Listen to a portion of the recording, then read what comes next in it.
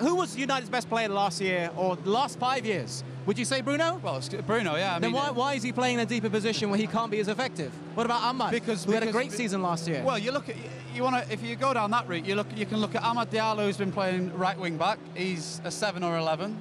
Bruno's a 10 playing 6. You've got Diogo Dalot, who's playing left wing back. He's a right back.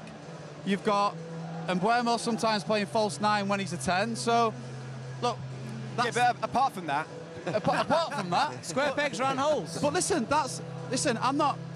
The manager chooses a system. He's the Man United manager, and he can go. They brought him in to bring this style of play. So the players have to adapt. The players have to understand that that's not going to change and take responsibility. And it's up to them today to go and put a performance on. You say that's what he wants, and he's the manager. But can the manager be wrong?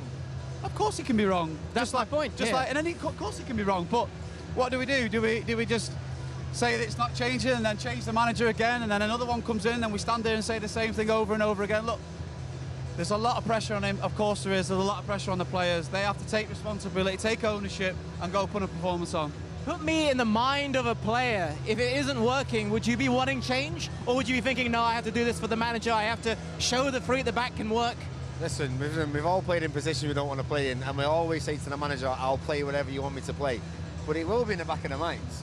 If you're asking people to do things that they don't do, like, listen, Bruno's been a fantastic player for 5 years, and he's been 2 goals for me against Fulham, where Smith Rowe runs off him, and last week with Phil Foden, because he's not natural at smelling danger of people running off him into the box. He's a number 10.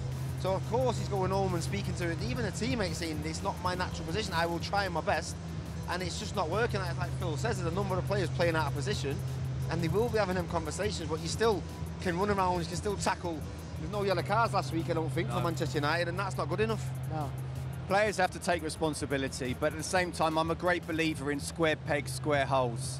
You know, making the players feel as comfortable in, we talk about this environment here, it's called the theatre of dreams.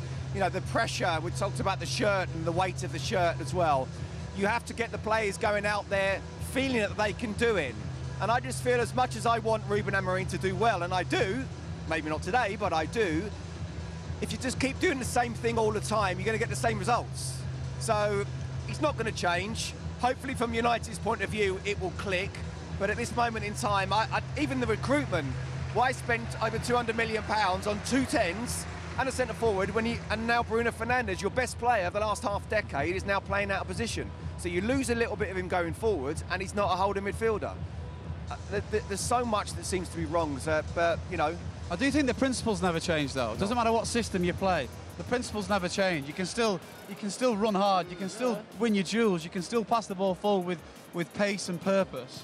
Those never change. They shouldn't change, particularly at a club like Manchester United. Now, last week, Danny and I were at the Manchester Derby, and we talked quite extensively about Benjamin Sesko. No touches in the box. Dorgu had, was it 12? 12 touches in the opposition box, in the City box. What do you make of Sesko? Because it doesn't look like he's getting the service he needs. He needs to thrive off the correct service. Look, he's coming to a pressurised environment where the onus is on him to score goals. He's the Man United number 9. You've seen that with Højlund last season, where the pressure was so big, so to produce every single game, it didn't quite work out for him.